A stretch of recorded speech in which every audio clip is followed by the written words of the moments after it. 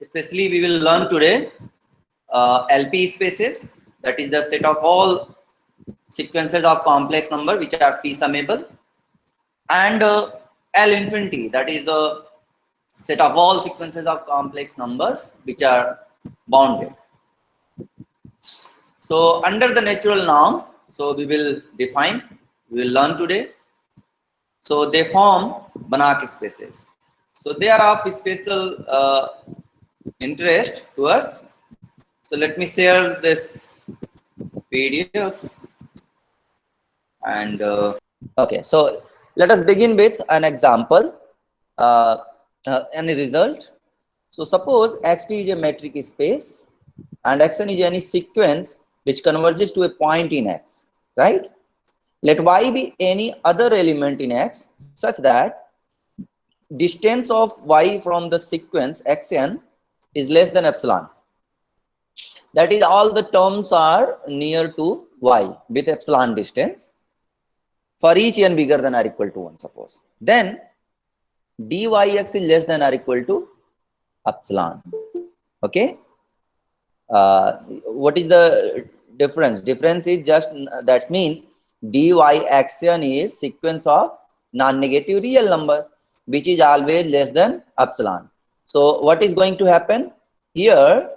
The in limiting case, because n tends to infinity, xn converges to x. That means this sequence of non-negative real numbers converges to this non-negative real number. Okay. So here it is strictly less than epsilon, but here may be equal also, right?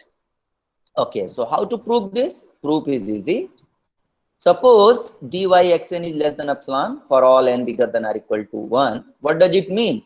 It means xn belongs to open ball with center at y and radius is epsilon. That is, this is the set. That is set of all the elements in x whose distance from y is less than epsilon. What does it mean? It means it is an open ball, right? It is an open ball. Okay. So what does it mean? It means you have, not you having the boundary, you have this as y, and this is your radius is epsilon here. Okay. So this is epsilon with centers, let us say C. Then z may be here, z may be here. Okay. It may be here also, it may be on the boundary, z may be here also. So whatever the point you take, if z is somewhere here, here, anywhere in this open ball, then the distance will be less than epsilon. Okay, fine. But this is contained in the closed ball because now we are considering the boundary also, right? So this is bigger than this one. So this is called closed ball. So these are the symbol. When we are writing like this interval, so we say that open, and for the closed one we use like this. Okay, so this brace. So clearly, because xn belongs to open, so open is contained in the closed one, so xn belongs to by epsilon. And you know, because xn is a sequence and it is converging to somewhere in x, because this is a closed ball and every closed ball is a closed set. So the limit cannot go outside to this closed set, is not it? So because x is the limit of this sequence, so it cannot go outside this closed set. So that's why. And what does it mean? Because x belongs to this set, meaning is distance between x and y is either less than epsilon or equal to epsilon. So that's why this result is, it is not very difficult one, but for sake of understanding, we have presented here. Okay, so let us come to the example.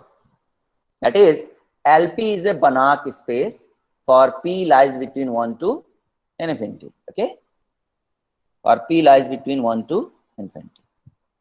That means LP is a Banach space if P lies between 1 to infinite, okay, less than infinite, and L infinity means the set of all sequences of complex numbers which are bounded. So let us verify that this LP is a Banach space first. What does it mean?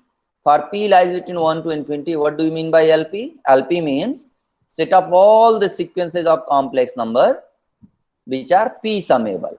absolutely p summable. That's mean n is equal to 1 to infinity mod xn to the power p. This series is finite. The sum of this series is finite. And the norm on this LP is the natural norm is defined like this. That is P norm. So that's why we are denoting here that P. Okay. That's why we are denoting here by P.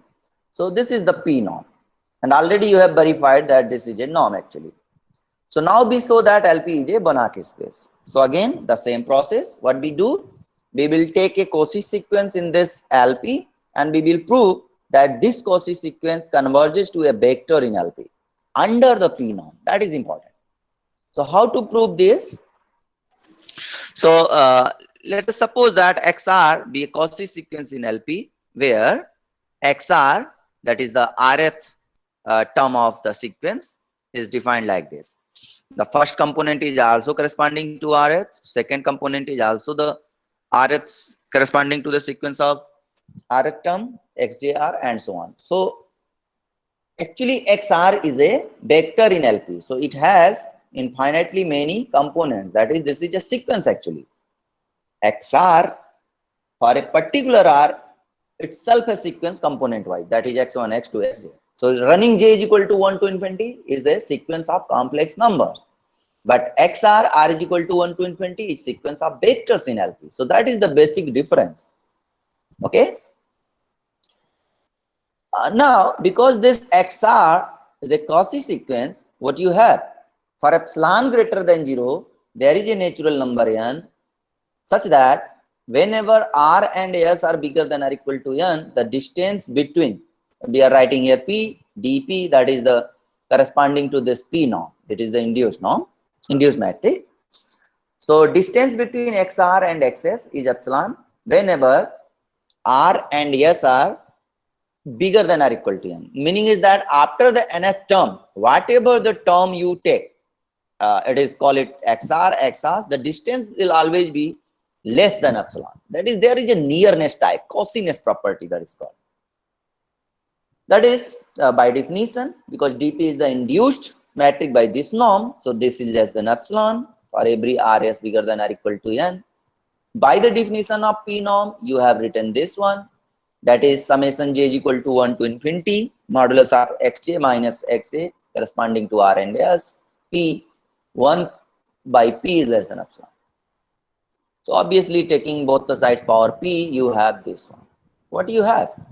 Here there are infinitely many terms. J is equal to 1 to infinity, xjr minus xjs. This is an infinite series, right? And which is less than epsilon to the power P. What does it mean? It means the left hand side quantity is finite because epsilon is some positive number and to the power P is some finite number. So this sum is finite. That is, this series is also convergent. Now from 1, it follows that for each fixed j, because here you have infinitely many terms. So what about a single? Here are infinitely many terms and each term is non-negative. And each non-negative term add up to infinity gives you finite value, that is less than epsilon power P. So what about a single term? That single term must also be less than epsilon to the power P.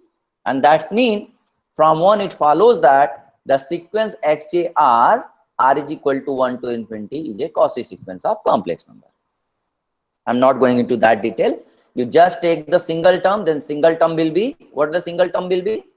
xjr minus xjs modulus whole to the power P less than epsilon power P. P cancel out because whole to the power P. So xjr minus xjs is less than epsilon. What does it mean?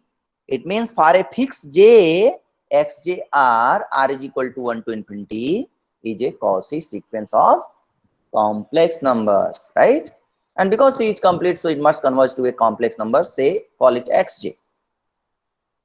So let us collect a sequence x formed by the limit of these sequences. That is, x1 is the limit of x1r, x2 is the limit of x2r, and so on. And this is xj. Then what about this sequence x? This is of course a sequence of complex number. So what is our problem? We will actually prove that this xr converges to x, right? And this x belongs to LP. Okay. Now again from 1, it follows that, what follows that? Summation j is equal to 1 to n, xjr minus xjs whole to the power p is less than epsilon to the power p for each rs bigger than or equal to n, and for each n bigger than or equal to 1. That is important. This n is whatever n you take this. So what is the difference between 1 and 3? Let us observe again. So in 1 you have j is equal to 1 to infinity, and in 3 you have j is equal to 1 to n. That is only finite terms, is not it? Only finite number of terms. So okay. So obviously there are infinitely many terms is finite, less than epsilon power p. So if you take only n terms, also less than b epsilon to the power p. So is it clear to everyone up to here? Please write in your chat box. Is it okay to everyone up to here? Okay, thank you. Good. Yeah.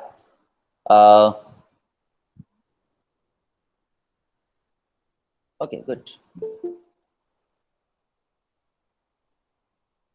Yeah. So third will be this one. Now since point-wise convergence in LNP is equivalent to convergence in LNP. So I will clarify this one. So just remember, point-wise convergence in LNP is equivalent to convergence in LNP.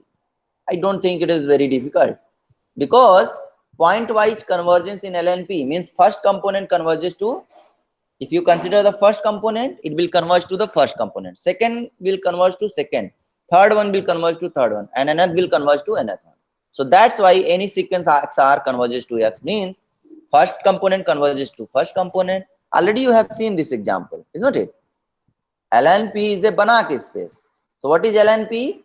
LNP is the set of n tuples of complex numbers under P norm. It is a non-linear space.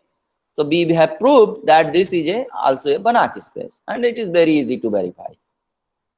So here it is not a difficult task. Point-wise convergence in LNP is equivalent to convergence in LNP. That's mean if the first component converges to, say, XR is a sequence and it converges to a vector X. That's mean it converges to X in LNP. That's mean XR converges to X under P norm, and this is equivalent to, that is, first component of XR converges to first component of X, that is X1. Similarly, second component of XR converges to second component of X, and so on. Because there are finite number of terms, so there is no problem to observe that the point-wise convergence and the convergence in P norm, they are actually identical. There is no problem. Anyway, so I will clarify by means of an example. Okay, fine. We get the sequence x1 to the power k, x2 to the power k, xn to the power k, k is equal to 1 to infinity in LNP, which converges to x1, x2, xj, xn. See, here j is equal to 1 to n, xjr minus xj. And already you have proved that xjr converges to xj. What does it mean? Xj, x1r converges to x1, x2r converges to x2, xnr converges to xn, and so on. So similarly, here x1k, x2k, xnk. So x1k converges to x1, second will converge to x2, and this will converge to xn. So there is no problem. Okay. Now from 3, what is 3? This one is 3. Because this is less than epsilon for each rs bigger than or equal to n. Means you can take s as large as possible but bigger than n. So in particular, you can take s tends to infinity also, right? What about this term? This is bounded above, and this is monotonic increasing.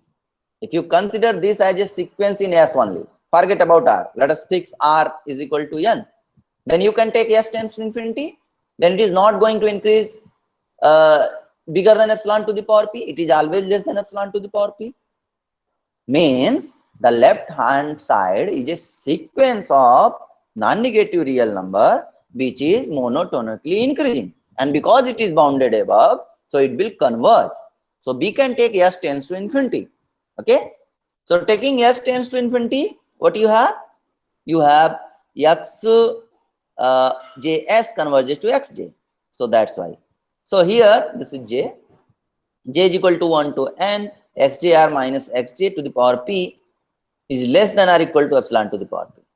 So what we have done in our first result, in very beginning of this lecture, that if dyxn is less than epsilon, then dyx is less than or equal to epsilon. So that's why we have done here. So the same thing, it is nothing new. So that's why in limiting case, this less than epsilon to the power p, taking s tends to infinity, it is less than, maybe this is equal to epsilon to the power p. So that's why this equality comes. Okay, I hope it is fine. And because this is true for every n bigger than or equal to 1, again the same logic. Now consider this as a sequence in n, because increasing n, the terms will increase. That is all the terms here are non-negative. So increasing the terms, the whole sum will increase. That is, it is monotonically increasing. If you consider this whole term as a sequence of n, and because it is bounded above by epsilon to the power p, so this is a sequence in n. Of course, sequence in non-negative real numbers, but here bearing n is equal to 1 to infinity is bearing. So again the same logic, because this is a sequence of non-negative real numbers which is monotonically increasing and bounded above, so it will converge. So that's mean taking n tends to infinity, this you have. And what does it mean? It means j is equal to 1 to infinity xjr minus xj whole to the power p is less than or equal to epsilon to the power p. So taking 1 to the power p both sides, so you have this as a norm p and this is less than or equal to epsilon. So what you proved? You proved actually this xr minus x belongs to LP, right? For every r bigger than or equal to n. Okay. In particular, if you consider r is equal to n, then xn minus x belongs to LP. And you know LP is a vector space. So xn and this vector, negative of this vector, will also belongs to LP. Because if x and y are two vectors in LP, in a vector space V, then minus y will also be in V. Then by the closure axiom of addition, x plus minus y, that means x minus y will also belongs to the vector space. Am I right or not? Is it okay? If x and y are two vectors in a vector space V, then you know x plus y is in V. Now y is in V, though, so it's a additive universe, that is minus y must also be in the vector space. Now x is a vector, minus y is a vector. What about x minus y? So x minus y is also in a vector space V. So that's why you have this one.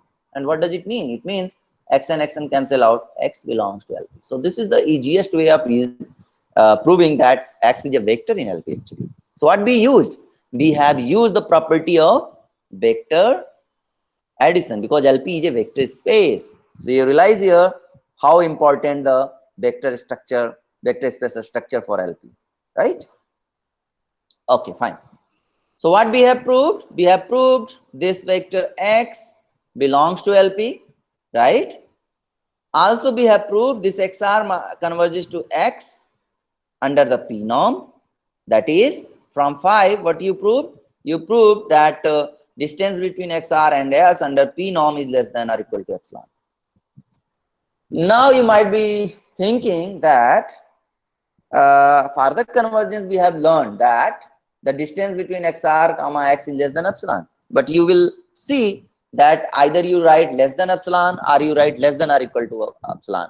Both the definition are equivalent. That means if xn converges to x in a metric space, that's mean for epsilon greater than 0, there is a natural number n such that distance between xr comma x is less than epsilon for every r bigger than or equal to. Equivalently, you can write for epsilon greater than 0, there is a natural number n1 such that the distance between xr comma x is less than or equal to epsilon for every r bigger than or equal to n1. So you can prove less than or equal to definition implies the less than definition, and less than definition implies less than or equal to definition. So it is an exercise for you. You do it. Okay. Still you have any problem, you ask us. discuss between us. Okay. Now, the sequence XR R is equal to 1 to infinity converges to Xn. So LP is a Banach space, right? So I hope it is clear to everyone. Write in your chat box, is it clear or not? Still, if you have any problem at any line, please ask. Okay, good one. So another one is L infinity. Okay, L infinity is also a Banach space. What is L infinity? So L infinity is nothing but set of all sequences of complex numbers. Here it is Cn. Okay, fine. I'm sorry. Cn. So this is C. I'm sorry. Let me write here. This is actually C, and this is N. Okay, set of natural number such that, okay, so these are the sequences of complex numbers such that the supremum mod xn is finite with norm. What is the norm? That is norm x infinity is mod xn, supremum of mod xn for x belonging to xj, j is equal to 1 to infinity ln. Okay, right. So again the same process, we will choose a Cauchy sequence XR, we will prove that it will converge to a vector in X. So this is the same process, therefore this, supremum this, okay. So let me start with here, that's fine. Because the supremum is less than epsilon, what does it mean? Each and every non-negative term is finite. Each and every non-negative term is less than epsilon, because supremum means the biggest one is less than epsilon. If maximum occurs. Anyway, so supremum is less than epsilon, then by definition, you know, each and every term is less than epsilon. Now from 2, what you have? You have this for a fixed j, xjr is a Cauchy sequence of complex number. Again, the same criteria because C is complete. So xjr converges to a fixed vector, converges to a complex number, say xj. Let us form a vector x by these limits, x1, x2, xj. So again, this is a sequence of complex number. What you have to prove? You have to prove that this is a bounded sequence. Now taking limit as s tends to infinity in 1, in 2, what you have? You have xjr minus xj is less than or equal to epsilon. So I don't think you are not getting this one. Why this is happening? Again, the same logic. Because xjr minus xjs is less than epsilon for every r s bigger than or equal to n. Means you can, fixing r, you can vary s. Fixing s, you can vary r. R, you can vary r and s both, but bigger than or equal to. So for a moment, let us suppose that r is fixed, but s is going to vary from n to infinity. That means we can take limit s tends to infinity. Then still it is less than epsilon. So in the limiting case, it will be less than or equal to epsilon. So that's why I have written here modulus of xj r minus xj is less than or equal to epsilon for every r bigger than or equal to n. And for every j bigger than or equal to 1. Again from 3 it follows that, what it follows that? Because this quantity is less than or equal to epsilon for every j. So what about the supremum? The supremum will also be less than or equal to epsilon, and therefore xr minus x belongs to L infinity, right? In particular, xn minus x belongs to L infinity, because this is true for every r bigger than or equal to n. Again, by the same logic, because L infinity is a vector space, it is a linear space. So these two vectors lies in L infinity, so their difference is also in L infinity. So that's meaning x belongs to L infinity. Now from third, we have j is equal to 1 to supremum j is greater than or equal to 1 mod xj r minus xj is less than or equal to epsilon, right? So what you have? That norm xr minus x infinity is less than or equal to, that is, this is less than or equal to epsilon. That means we have proved that xr converges to x in L infinity under the L infinite norm, under the sup norm, under the max norm if it is finite. So we have proved that L infinity is a Banach space. Okay, so getting any problem? Please ask. I don't think it is very difficult. Is it okay? Write in your chat box, please. Okay, good. Good, good. Yeah, now the Banach space L2, that is the set of all sequences of complex number which are, I'm sorry, here must be the set of natural number, not this, okay, of n tuples, that is, oh, sorry, that's fine, that's fine. L2 here must be n, okay, that is fine, it is n, okay, good.